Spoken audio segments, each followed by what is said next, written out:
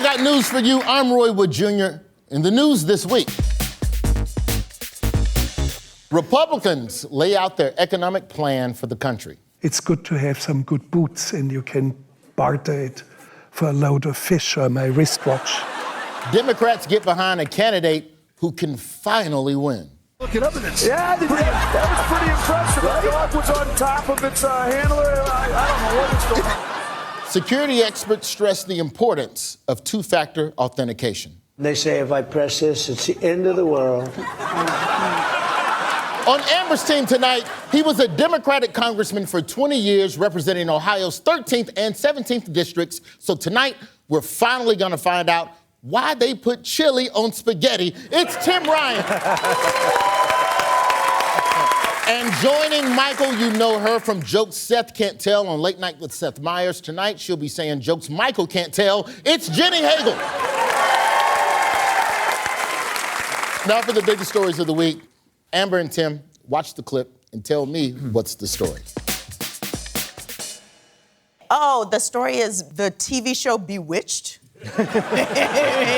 Oh, wow. There's a new kind of bunch of animals? What do you think the story is? Democrats were running, so that scared me a little bit. At least the Democrats are moving at all, Tim. The story is Trump is doing exactly what he wants. And in town halls across the country, Americans are mad about it. So I mean, I've never seen white people so publicly angry.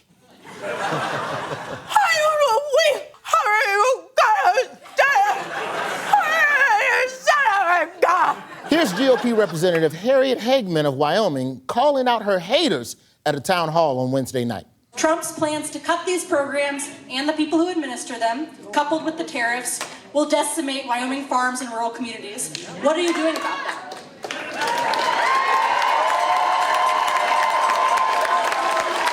I disagree. It's so bizarre to me how obsessed you are with federal government. But here's the thing. She literally said, "Why are you so obsessed with me?"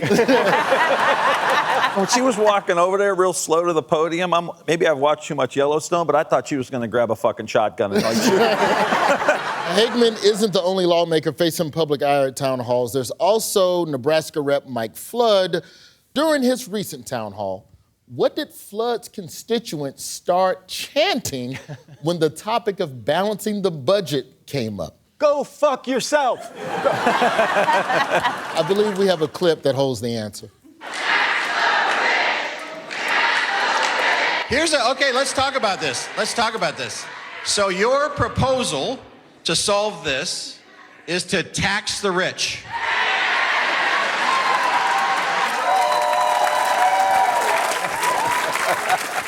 I'm pretty sure Mike Flood just flooded his pants when he was like... Question, does anyone know what Mike Flood had to say about Trump's now infamous Oval Office meeting with Ukrainian President Zelensky? Zelensky needs to apologize for insulting our president by asking for help in the war that he didn't start. Here's Flood. I do believe that White House meeting was a disaster. And I believe that President Zelensky should have signed that agreement.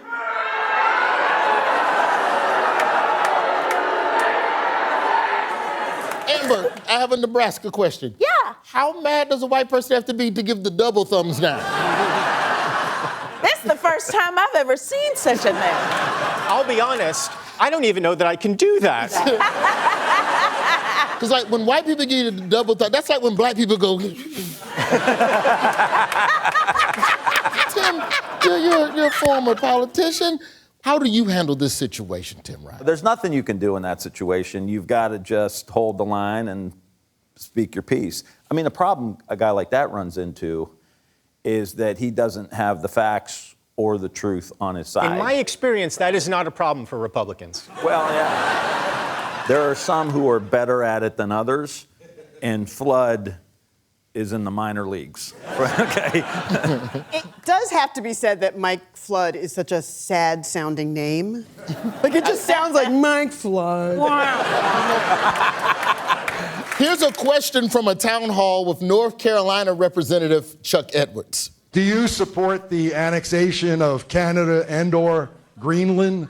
And this is a yes or no question. I don't want you to wander off into the woods. You know, all he did was just use what his wife used on him. It's a yes or no question, and don't go wandering off into the woods, Randy. That was one of the calmest questions of the night, because then there was this guy. You're lying. I'm a veteran. You don't give a fuck about me. Shut the fuck up.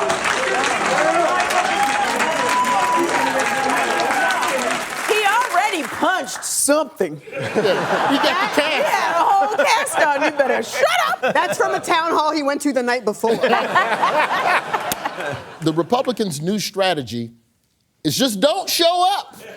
Yes. Susan Collins recently blew off a town hall in Maine. Bigger question, does anyone know how long it's been since Susan Collins held a town hall with her constituents? Okay, well, let's see. She's 274 years old. She about 2 Mitch McConnells. She is. She is. Susan Collins hasn't held a town hall with Mainers in over 25 years. Also, I did not know that that's what you call people from Maine. When they move back, they're remainers. My man. My man. That's great. That did not get what it deserved. Thank That you, did not Jimmy. get the applause it deserved. Tim, Fuck all of you. Tim, is That's how you handle a town hall, right there. Tim, is 25 years a reasonable amount of time between town halls? Well, I mean, you want to keep them wanting more, you know what I mean? Voters at town halls aren't thrilled. Here's CNN's own Harry Ensign with the latest. He's at -2 points, and it's not just in one poll, it's multiple. CNN, Fox, Ipsos, NBC, and Quinnipiac University, 999, the American folks are saying, oy vey, ay caramba. Okay, wow, that was a lot of different languages. Thank you, Yiddish and all. Does anyone know of something that's even less popular than Trump right now? I hate to say it, but probably the Democrats. How much do they hate the Democrats? Here's our boy Harry again. The majority of Americans hold an unfavorable or negative view of the Democratic Party at this point. All I can say is I'm a big fan of the oldies, so I'm going to quote Chubby Checker, how low can you go? Nice, well done. I fucking love this guy. I love it. Republicans aren't the only ones getting yelled at this week. People are just as mad, if not more so, at Democrats down in Maryland. Congressman Glenn Ivey heard from his voters. We want you to show some of the backbone and strategic brilliance that Mitch McConnell would have in the minority. You know you're in trouble when somebody say, why can't you be more like Mitch McConnell? I honestly feel the same way. Our main problem is we're not willing to do dirt. Yes. Yes. I think it's not the time for decorum. It's the time for, like, they go low, we go lower. Also, they're so dumb. We gotta be able to outmaneuver them. How are we not outmaneuvering them? Just do a little dirt. It does feel like we are in a bizarro world where the coyote keeps beating the roadrunner. It's like, well, this possibly can't work. They put the dynamite in their mouth, and you're like, how did it work? Glenn Ivey's voters also did not stop there.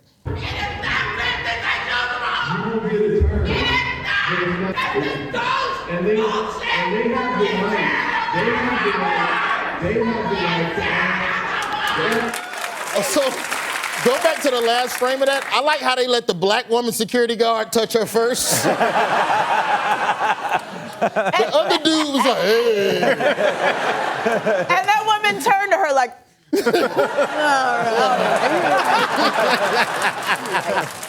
Michael and Jenny, watch the clip, and you tell me what's the story. All right. We got a plane taken off. Okay, and then a judge is like, this is... I'm mad at you, declaration, Okay. Oh, I'm then gonna burn Nicolas you. Cage burns And then the dick dance. They were throwing people on an airplane, sending them over to El Salvador, Donald Trump doing a dick dance about it, end of story. Points. Yes. Yes, indeed. The story is Trump and the judiciary have been fighting all week over who's really in charge. which cable news analysts took totally in stride. We are not yet at a constitutional crisis. A lot of folks are saying this is a constitutional crisis. Be wary of being the boy who cried wolf. I'm going to cry wolf. Wait until it is black and white. When someone from The View. Right, somebody who's sitting on a couch with Joy Behar all day is suddenly like, this shit is crazy. Well, I would just say the upside is there's some hope that the institutions will hold, and it doesn't necessarily feel like it because this is an absolute stress test for the democracy, like unlike one we probably haven't seen since the Civil War. They said, oh, you got to turn these planes around that are flying to El Salvador. And Trump was like, what? I can't hear you. We're breaking up. What's that? Okay. Yeah. So that feels like a constitutional crisis to me when the Trump administration is just ignoring court orders. He has no concept of the president shouldn't do this. Yeah. That doesn't even cross his mind. It's Donald Trump-id that is functioning out of the Oval Office. And that's what scares the shit out of people. Yes, last weekend, Trump invoked an obscure 18th century wartime law called the Alien Enemies Act to deport hundreds of Venezuelans to El Salvador without due process. While Trump was deporting the Venezuelans, federal judge James Boasberg ruled the deportations were possibly illegal and, quote, explicitly told the government to turn around any aircraft that had already departed the country if it was still in the air. Now, that part I'm kind of with Trump on.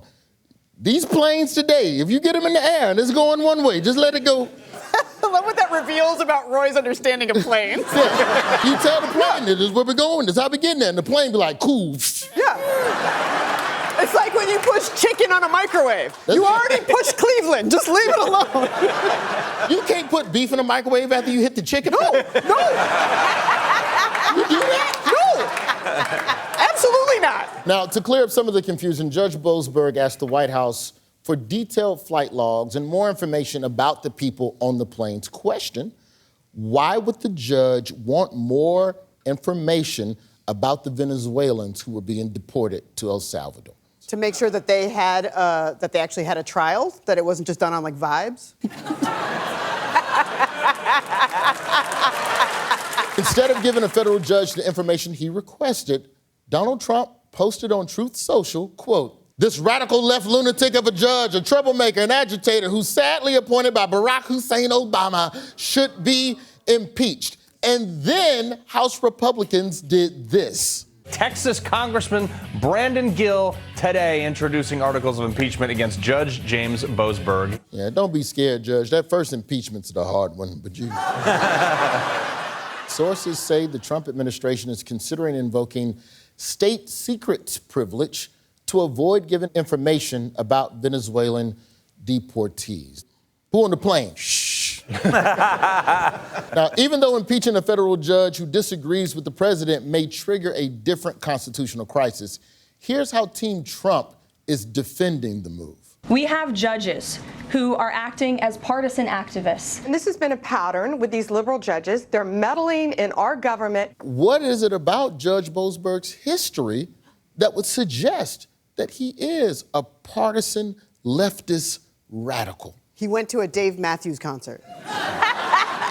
Judge Boasberg's leftist credentials include ordering the release of Hillary's emails, ruling against the release of Trump's tax returns, and most damning of all, he was once law school roommates with Supreme Court Justice Brett Kavanaugh. Oh, he's one of them. That's a leftist.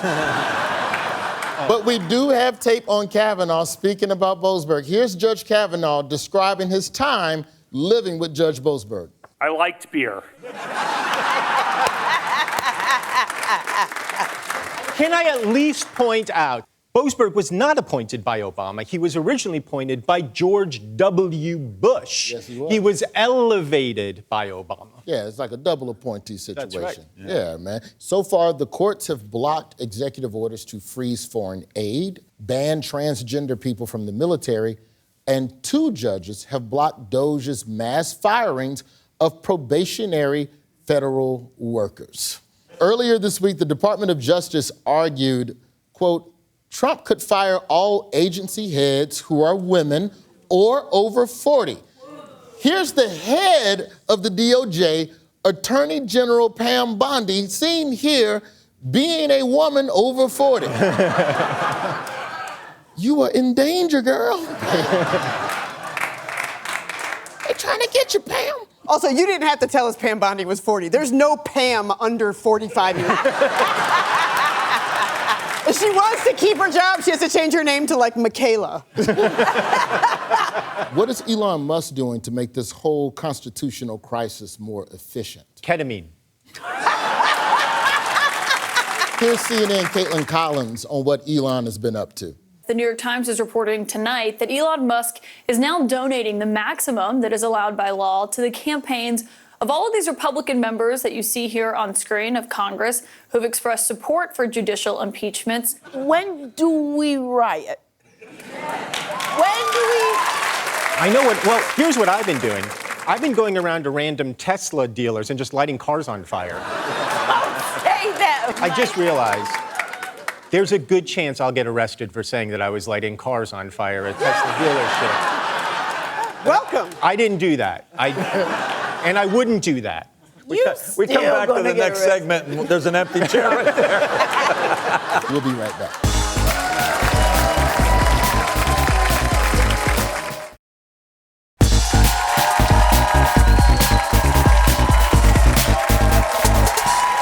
Welcome back. It's time for Lie Curious. I'll give you 3 biographical details about a public figure, but only one is the truth. You have to guess which one is true and which are dirty, filthy, nasty, funky lies. Let's get started. Time for 3 facts about Chuck Schumer. A man so unpopular, his own glasses are trying to keep their distance.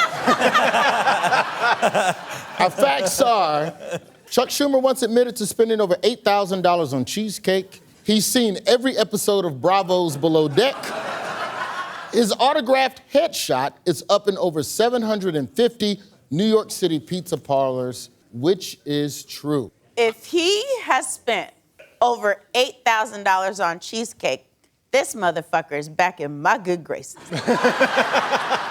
It can't be number 3 because the bar is so low to get your head shot in a pizza parlor in New York City. But also, the idea for the pizza parlor is this should be appetizing for people. At a time, he was loved by the streets.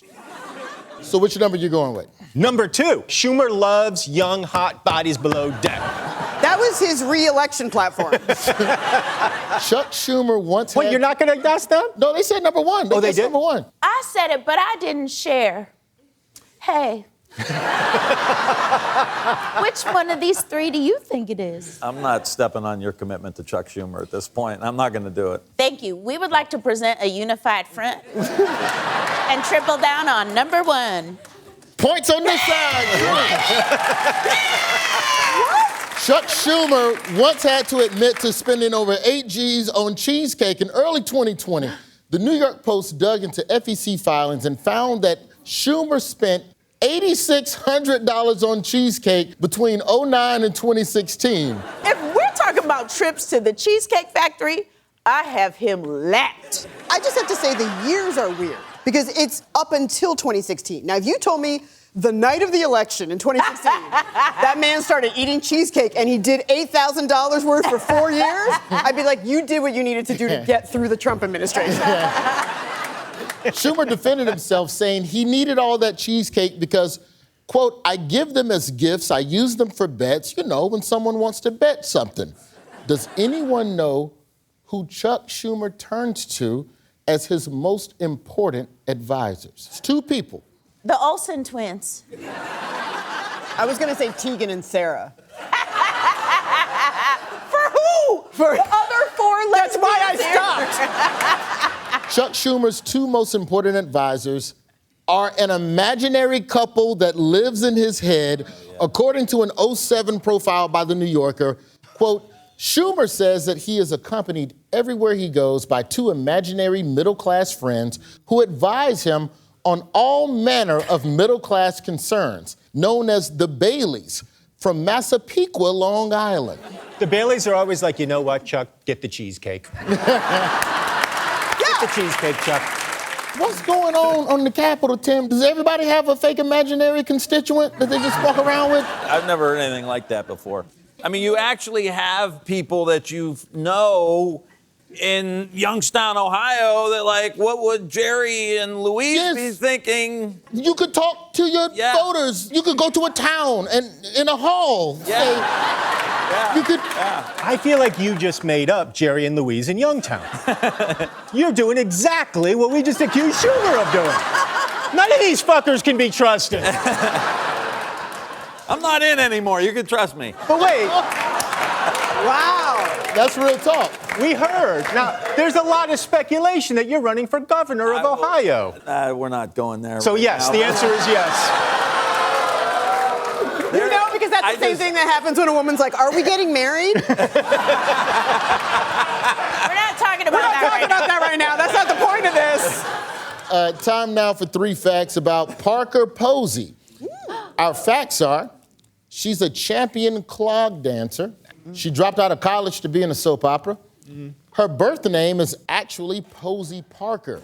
Clog dancer? No way, right? She's too elegant. Oh, see, I was going to say the opposite. Like, to me, she's too awkward. Like, she's a sort of gangly Parker Posey. Wait, I'm sorry. In your mind, there's something more awkward than clog dancing? Have you never seen Lord of the Dance? I haven't either. I have no idea what I'm talking about. Dropped out of college being a soap opera, that's too believable. Yeah. Which, by process of elimination, her birth name is Posey Parker. I think she was a champion clog dancer. 1,000%. I'm so confident. Shit. Ooh, we would like to bet you a cheesecake. The answer is number 2. Parker Posey dropped out of college to be in a soap opera. Sorry. Here she is in 1991 on As the World Turns. Thought it might be easier to talk to you here than it was at the cellar. Now's really not a good time. As soon as Dad gets finished looking at the drainage ditch, I think we're gonna get back to work and try and make up for lost time. Yeah, I know. I spent half my lunch break just driving out here.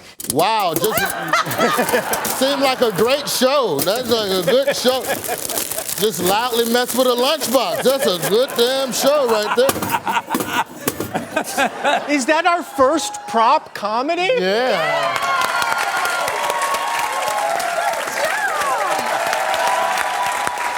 And our last. Don't you love how that little grassy area is in every fucking soap opera you've ever watched in your life? Don't you love that we just learned that Tim Ryan has seen every soap opera? The Baileys told me to watch all the soap operas. Bonus question. What school did Parker Posey drop out of to pursue her soap opera dreams? The Naval Academy. Oh, sure. Juilliard. That's why I've got to win the NCAA tournament. The answer is the State University of New York at Purchase. And because this show is nothing if not a clearinghouse for unpleasant hip-hop. Don't, Roy. Roy, you know I can't. Here's a music video the SUNY system commissioned in 2013 to help boost enrollment. Don't. I go to SUNY, I'll make it what I wanna. Ain't got no time for problems and stay far away from drama. My mama is proud that I could hold it down and pick a school that wouldn't ruin her bank account. And pick a school that wouldn't ruin her bank account. No. This has been Like Curious. It's time now for Missing Words. Here's your headline. Long Island woman arrested, accused of blank. Driving sober. Accused of some nasty shit. That's what I know about Long Island. Not having bangs? Long Island woman arrested, accused of working as fake dentist. Oh, shit. Tim was right, by the way. Tim was closest. Yeah. Tim was closest. Yeah, I want to look into your mouth. I mean, that's nasty.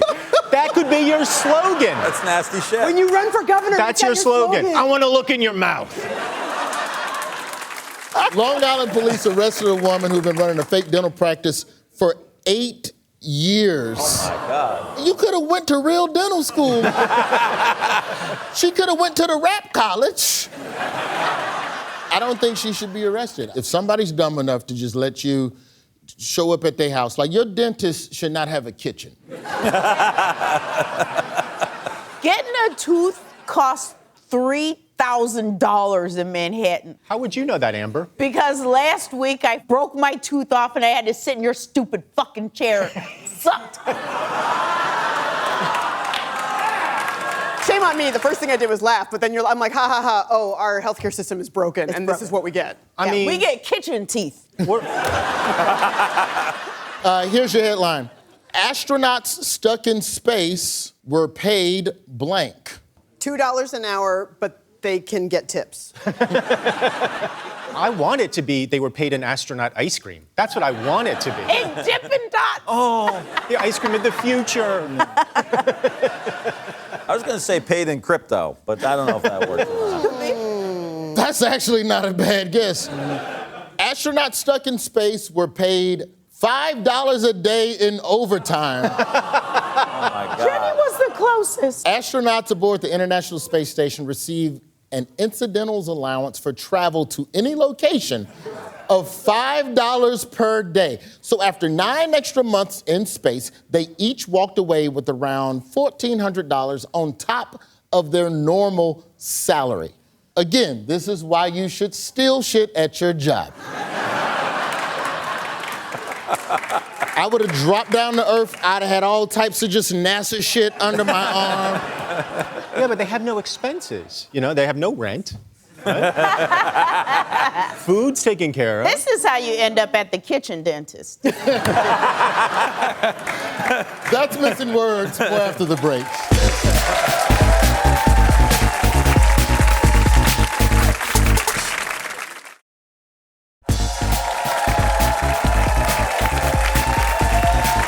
Welcome back to Have I Got News for You. It's time for Offendometer. Here's how it works.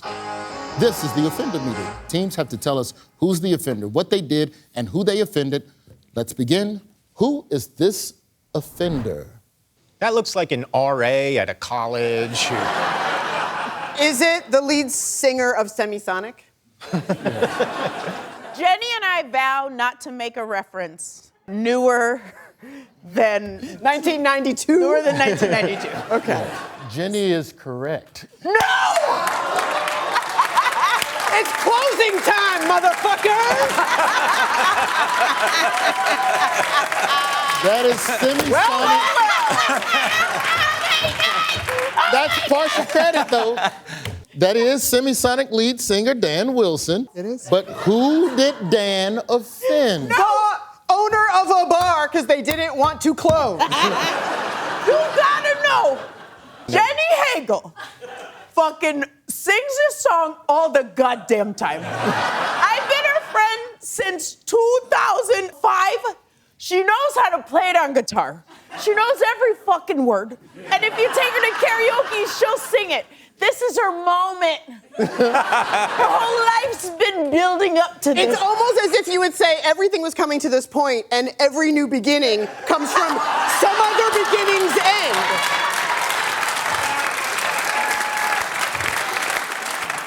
Dan Wilson offended the Trump administration by rejecting its use of the song Closing Time in an official video, saying in a statement, quote, "We did not authorize or condone the White House's use of our song in any way.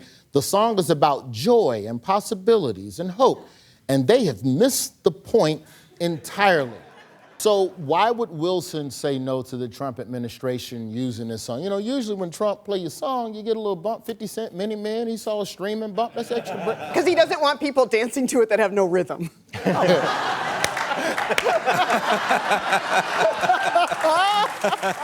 Can anyone name another artist that has sent a cease and desist to the president or his campaign? It's more easy to remember who was cool with it. Kid Rock's cool with it. Kid Rock, Nelly. Lee Greenwood Fine. pays him to play that song. So many musicians oppose Trump's use of their music. It has its own Wikipedia page. Oh, my God. Featuring 47 artists and counting who have requested that Donald Trump stop using their music. Artists like ABBA, Aha, Andrew Lloyd Webber, The Animals. That's just the A's. I also saw the white stripes, and you know that had to hurt a little extra. Ironically, the white hoods were fine with him using them. Let's see your offender. This is, Hegseth? yeah, Secretary of Defense Pete McDrunky. He offended the chairs of the Armed Services Committees in Congress by saying something stupid about NATO and not helping our friends anymore the rest of our lives. You got the front half, but it was some other fuckery that he did. Oh, I do know what did he remove? He removed the webpage featuring Jackie Robinson's time in the service. Yes. He offended anyone paying attention when he issued a memo demanding that public affairs officers remove all online content that promotes diversity, equity, and inclusion. The only DE&I Pete Hegseth is interested in is doing everything inebriated. Does anybody know what DE&I things they've been scrubbing from the DOD website? Yes. Jackie Robinson. Yes to Jackie Robinson. Tuskegee Airmen, they did something with it. Also, the movie Glory is so short now. And the ending is different. Since the announcement, they've removed mentions of Jackie Robinson, the Navajo Code Talkers, the Tuskegee Airmen, the Marines who raised the flag at Iwo Jima, female fighter pilots, actress B. Arthur's time in the Marines during World War II, Holocaust survivor Kitty Sachs, and World War II veteran Medgar Evers. Bonus question, what do all those people have in common? They were all on the Golden Girls at some point. The answer is that they're all more qualified than Pete Hegseth to do the damn job. That was Offender Meter. We'll be right back.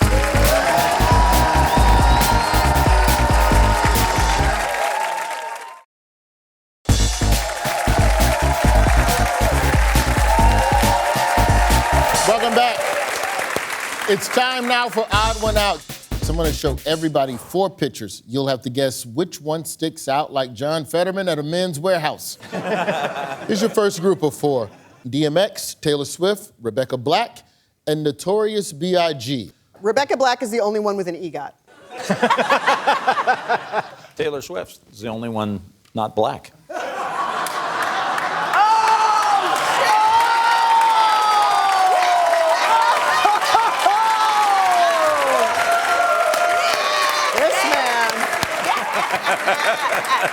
Call me governor. Now do we riot now? That was great, but you're wrong. The odd one out is Rebecca Black. DMX, Taylor Swift, and Notorious B.I.G. have all had their lyrics quoted in Congress, while the lyrics to Rebecca Black Friday are engraved on the Statue of Liberty. Does anyone know which current representative quoted Biggie Smalls on the House floor? Hakeem Jeffries. Points. Amazing. Big Papa Hakeem Jeffries quoted Biggie twice. The first time was part of a tribute on the anniversary of the rapper's death. It was all a dream. I used to read Word Up magazine. Salt and Pepper and Heavy D up in the limousine. I'm just imagining Mitch McConnell just... Who's that black guy up there? The one talking. And why does he have a picture of himself?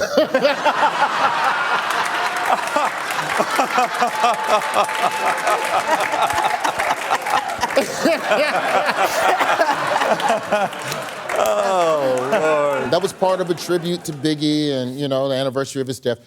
But the second time Hakeem Jeffries quoted Biggie Smalls was during the 2020 impeachment trial of Donald Trump. Right. Here he is addressing Trump's lawyer.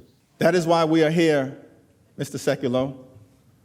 And if you don't know, now you know. One word more.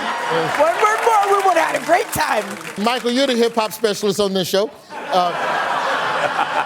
What word ends that bar of that notorious big juicy song? So it's if you don't know, now you know, friend. The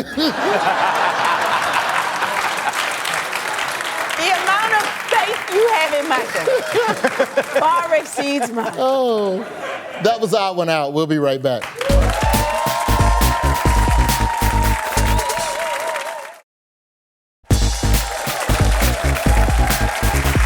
time for Meet in the Middle, where we find common ground between two people who would never be caught hanging out together. Okay, on one side, we have Cardi B, Vince Vaughn, Cher, and Volodymyr Zelensky. And on the other side, Ronald Reagan, Bendy Irwin, Rahm Emanuel, and Doc.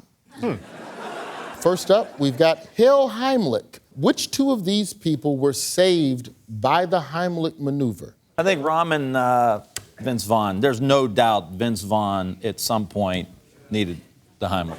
We're going to go with Cher and... Is it Doc? Yeah, we're going to go with Doc. The answer is Cher and Ronald Reagan. We're half right. Cher and Ronald Reagan were both saved by the Heimlich maneuver. Cher started choking on a vitamin during a Broadway rehearsal in 1982 and was only able to breathe again after director Robert Altman performed the Heimlich maneuver. How big was that fucking vitamin? I take a multivitamin every day. Well, you know them vitamins in the 80s, they had corners. It wasn't like an oval yet.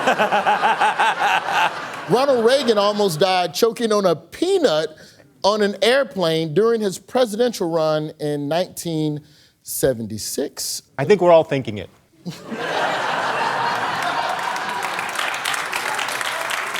are you thinking? He was choking on a peanut and he got saved. And I see. Got it. An old quote from Reagan recently resurfaced on the internet. Does anybody know what this quote was from Reagan? We have to be nice to immigrants and allow them to come into the country. Solid guess, close. No, that's true, because I saw it on the internet, and I believe everything I see. It was this quote from Reagan about tariffs. We're in the same boat with our trading partners. If one partner shoots a hole in the boat, does it make sense for the other one to shoot another hole in the boat? Some say yes, and call that getting tough. Well, I call it stupid. in fairness, nobody shoots a hole in a boat and then is like, would it help if I shot another hole in a boat? One hole has to let the water out. Think about it. How the water couldn't get out of there. Yeah. Gotta shoot it, the water goes in, then you shoot it again, and the water goes out. Okay. Next up, we've got Young, Dumb, and Tiny Thumb. Which two of these people are missing parts of their fingers? I mean, it's got to be Bindi, right? Vince Vaughn seems like the kind of guy who like took a bet in a bar and was like, yeah, I bet I can like...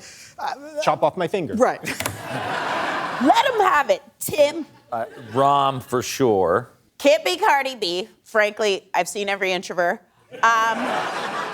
Let's say Zelensky. Let's say, I don't like that. The answer is Rahm Emanuel and Vince Vaughn. Damn it. Are both missing parts of their fingers. Vince Vaughn lost the tip of his thumb in a car accident when he was 17. Oh. And he says it looks like, quote, a penis with a fingernail. Here's Vince Vaughn's diminished thumb. Oh. Speaking of which, just reminded me, I have to get my penis a manicure. I forgot all about that. Former Chicago Mayor Rahm Emanuel cut off the tip of his middle finger while cleaning the beef slicer at an Arby's as a teenager. Oh. Here's Rahm's little middle. Oh, so shit. When Arby's say they have the meats, could be a finger. Let's do Dancing Queens. Which two of these people won Dancing with the Stars? Well, Bindi Irwin. Bindi Irwin and Zelensky? Volodymyr Zelensky. It's got to be Zelensky, right? Is this the first time both of y'all have agreed on Meet in the Middle? Mm-hmm. Oh. Beautiful. Yeah. Hand hugs. And you're actually right. Bindi Irwin and Zelensky both won Dancing with the Stars. All right. Bindi Irwin won season 21 of the American version of the show in 2015. Yeah. And President Zelensky won the first season of the Ukrainian version of the show. Yes. And we have footage. Here's the sampling of Zelensky's winning moves.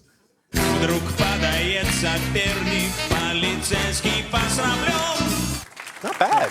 So he does own a suit.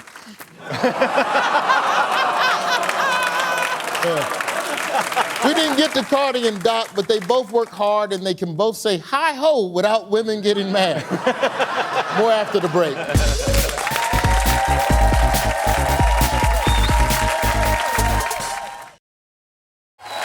Welcome back. It's time for Which is Higher? I'll give you two unrelated numbers from the news and pop culture. You tell me which is higher. The number of days in a year that Vanna White goes to work, or the number of days that a jar of mayonnaise is still safe to eat after opening. The number of days you can keep mayonnaise Is limited? I've had the same jar of mayonnaise in my fridge for like 3 years. I also have that. I read the article and that Vanna White's in the like 30s. So how long does mayonnaise last? At least 3 years. Yeah. If you're throwing out your mayonnaise, you are weak and history will forget you. In a recent interview, Vanna White revealed that Wheel of Fortune only tapes 34 days a year, while a jar of mayonnaise is safe to eat for up to 60 days after opening it. There you go.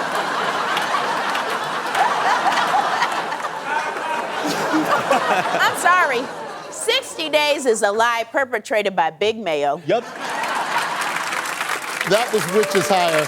I want to thank our guests, former Representative Tim Ryan and comedian Jenny Hagel. And of course, our team captains, Amber Ruffin and Michael Ian Black.